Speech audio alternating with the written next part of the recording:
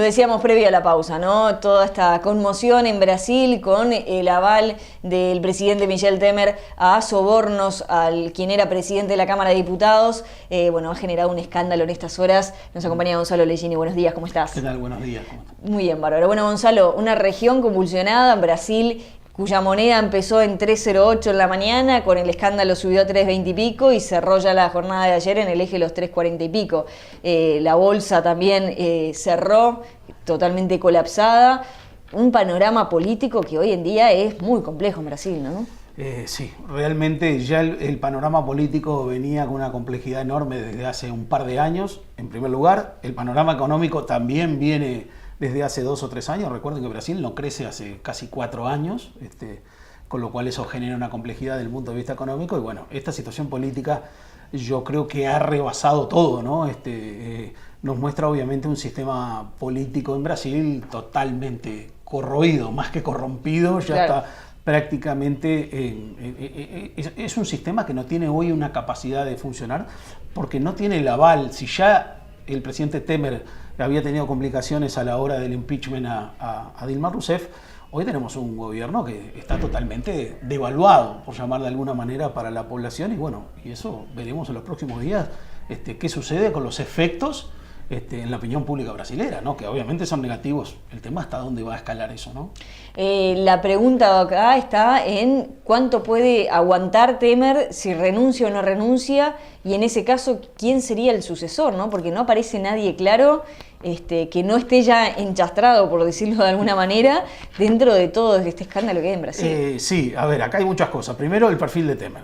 Temer es un tipo bastante frío en sus decisiones, nada le mueve un pelo, con lo cual él lo tomó muy tranquilamente. Es más, se hizo un mensaje por cadena, él llamó a sus ministros, les dijo que prácticamente no va a pasar nada con esto, claro. Lo cual obviamente genera muchas dudas, pero sí muestra un temple frío, claro. Un temple completamente frío, que en estos momentos, independientemente de la personalidad de Temer, puede ser algo hasta positivo, viéndolo de alguna manera, porque tomar decisiones en un ambiente convulsionado, eso siempre complica. Y lo que tú decías, ¿no? Un parlamento, a ver, en Brasil no está prevista una elección anticipada desde el punto de vista legal, con lo cual, o formal, mejor dicho. Entonces, lo que hay que hacer en todo caso, o el camino de Dilma Rousseff, en el caso que se quiera, hacer un juicio político o terminar en una situación similar a la de Dilma Rousseff, que creo que eso es mucho más complejo porque, hacemos el proceso, cae Temer y ¿quién va a asumir? En un parlamento que obviamente va a ser electo dentro del parlamento, en un parlamento que la mayoría de los funcionarios del parlamento tienen denuncias de corrupción, algunas más graves que las que puede tener Temer, por lo cual es como cambiar figuristas, básicamente, ¿no? Claro.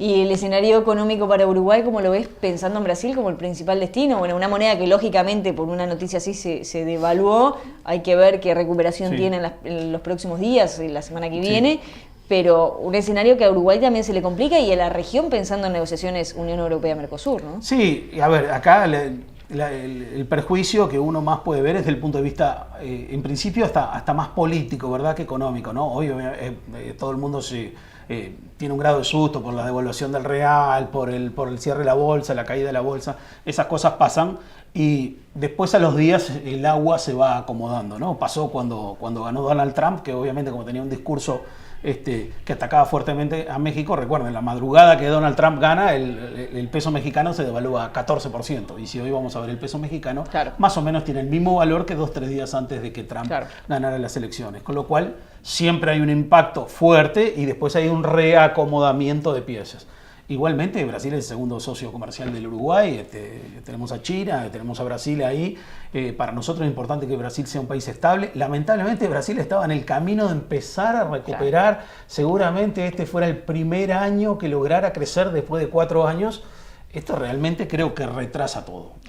Nos corre algunas fichas hacia atrás, ¿verdad?, en el casillero, ¿no? También es importante ver todo este efecto dominó que hay en Brasil, ¿no? Porque ¿quién es el que presenta las grabaciones, ¿no? Sí. Nos vamos a un tiempito atrás, el escándalo de carne fraca en Brasil, carne débil, JBS, y o casualidad es quien presenta la denuncia ahora. Sí, acá obviamente el sistema también creo que ha llevado a eso, ¿no? El Brasil con este sistema de, ir capturando a personas implicadas y ofrecerles una reducción de pena a cambio de denunciar a más personas, ha llevado, por la lógica, un efecto dominó, ¿no? Que una persona entra, termina denunciando a otras dos, a esas dos después se le ofrece, bueno, si me ofreces una información importante, también te lo reduzco, entonces empieza todo un efecto en cadena, ¿no? Lo que se ve acá claramente, que bueno, que a partir de JBS, Cuña, que era una de las personas que tenía muchas cosas para decir, se le estaba entregando dinero a cambio del silencio, para que no funcionara este sistema de dominó, ¿no? Pero a su vez eso en el medio también,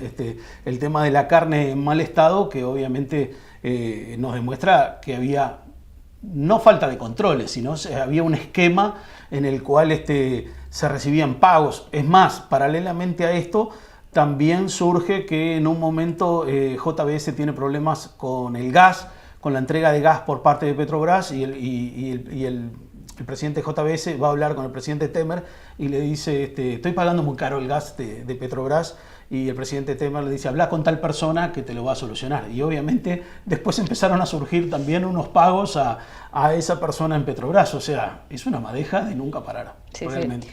Y donde tampoco vamos a ver cuándo termina o cómo se terminan desarrollando las cosas es Venezuela, ¿no? Parece ya insostenible, bueno, la cantidad de fallecidos, obviamente, la preocupación a nivel social, y un gobierno que se sigue manteniendo a flote de forma muy a ver, complicada. Lo de Venezuela, independientemente de la visión política que cada uno pueda tener, es insostenible. Sí, claro. Obviamente es insostenible. Y creo que lo habíamos comentado en programas anteriores, ¿no? Le hace muy mal a una región en la cual se estaba logrando la paz. América Latina estaba logrando, en la mayoría de los países que había conflicto en Centroamérica, la propia Colombia con la pacificación con la FARC, con los grupos guerrilleros, pasó en el pasado con Perú. O sea, América Latina estaba en un momento de ir logrando la estabilidad. Colombia estaba cerrando sus últimos digamos, inconvenientes desde ese punto de vista, y ahora Venezuela es obviamente un reguero de pólvora. Es muy difícil saber hasta cuánto va a durar.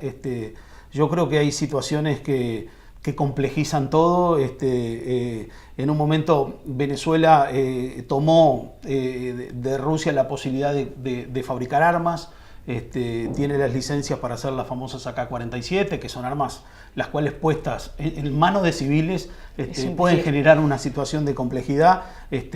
Eso está en proceso. El gobierno tiene las milicias bolivarianas, que tienen 400.000 hombres aproximadamente y ciento de algo de mil de mujeres, que son civiles, pero que responden en muchos casos al llamado, ¿verdad?, del gobierno, ¿no? Qué peligro el día que se conecten esos poco más de 500.000 milicianos con esas armas, ¿no? Hasta ahora no se ha dado, pero lamentablemente es posible que en un futuro cercano eso se dé, ¿no? Y son armas que son altamente peligrosas por la cantidad de munición que se puede disparar prácticamente en un solo momento, ¿no? Entonces eso generaría realmente una situación mucho más compleja.